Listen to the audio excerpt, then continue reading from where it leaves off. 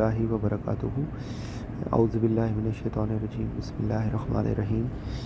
اگر ہم اس دعا کو سمجھنے کی کوشش کریں کہ جو کہ ہم بہت فریکوینٹلی بہت بار بار ہم یہ سنتے ہیں، جتنے بھی لوگ اکثر اوقات جب درس ہوتا ہے قرآن کا تو اس سے پہلے یہ دعا مانگی جاتی ہے، اور ایکچولی اس دعا کے ذریعے ہم اللہ سے اس چیز کی دعا کر رہے ہوتے ہیں کہ اللہ میرے سینے کو کھول دے، میرے لیے جو کام ہے وہ آسان کر دے، اور میری جو زبان کی گرہ ہے اس کو کھول دے، اور جو میرا جو بات ہے وہ لوگ سمجھ لیں۔ اور یہ بیسیکلی حضرت موسیٰ کو اللہ تعالیٰ نے، جب فرعون کے دربار میں جانا تھا تو حضرت موسیٰ نے یہ دعا مانگی تھی، اللہ تعالیٰ نے ان کو یہ دعا سکھائی تھی۔ تو اس کو ہم دیکھیں تو اس میں سب سے پہلے آتا ہے رب، تو رب بیسیکلی اللہ کو ہم پکار ہیں کہ میرے رب اشرح، تو اس میں بیسیکلی اشرح ہے، بیسیکلی اس کو آپ سمجھیں کہ اردو کا لفظ جو ہم بولتے ہیں تشریح، تو یہ وہی لفظ ہے کہ جس طرح ایک چیز کی تشریح کی جاتی ہے، تو یہاں پہ کس چیز کی تشریح کی جا رہی ہے یا کس چیز کو آسان کرنے کے لیے کہا جا رہا ہے یا کسی چیز کو کھول کے بیان کرنے کے لیے جا رہا ہے، وہ ہے لی ہوتا ہے، لی میں لفظ ہوتا ہے لام اور یا، ٹھیک ہے۔ لام ہوتا ہے کے لیے، یہاں پہ لام کا مطلب آتا ہے کے لیے کہ یعنی کہ اور یا جو ہے وہ انڈیکیشن ہے میرے لیے، ٹھیک ہے۔ تو لی کا مطلب ہو گیا میرے لیے، اور کیا چیز کی تشریح کر دے، کیا چیز کو اشارہ کر دے، صدری، میرے سینے کو، ٹھیک ہے۔ صدر سینے کو کہتے ہیں، اور یا کی انڈیکیشن آ رہی ہے میرے لیے، ٹھیک ہے۔ اب یہاں پہ دیکھیں جتنی دفعہ بھی یا آئے گا وہ میرے لیے۔ اچھا اس سے اگلا کیا چیز ہے، وہ آ رہی ہے وا، اور کے لیے ہے، اور کا مطلب آ رہا ہے یسر، ہوتا ہے کسی چیز کے اندر آسانی، ٹھیک ہے، کسی چیز کو بہت سمپلیفائی کرنا، بہت ایزی کرنا، بہت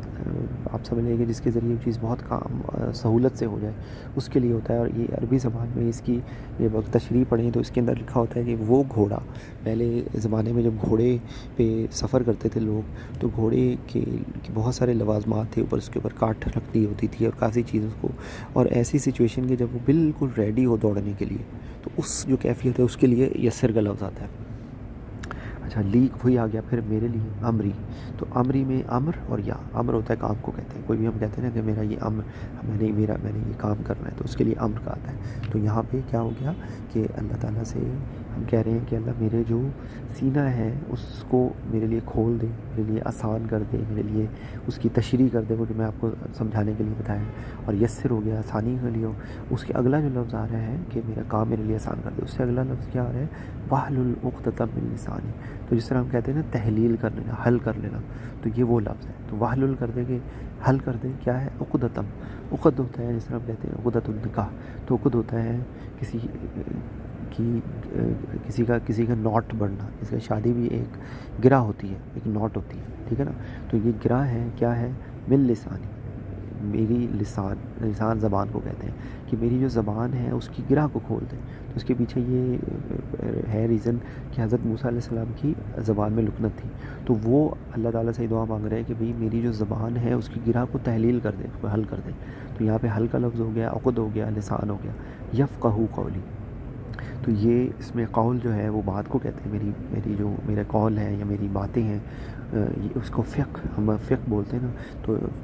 فقہ ہوتی ہے بیسیکلی کسی چیز کی سمجھ بوجھ، کسی چیز کو انڈرسٹینڈنگ کرنا، ٹھیک ہے نا۔ تو بیسیکلی اس کے اندر وہ یہ کہہ رہے ہیں کہ بھئی اللہ میرے سینے کو کھول دے،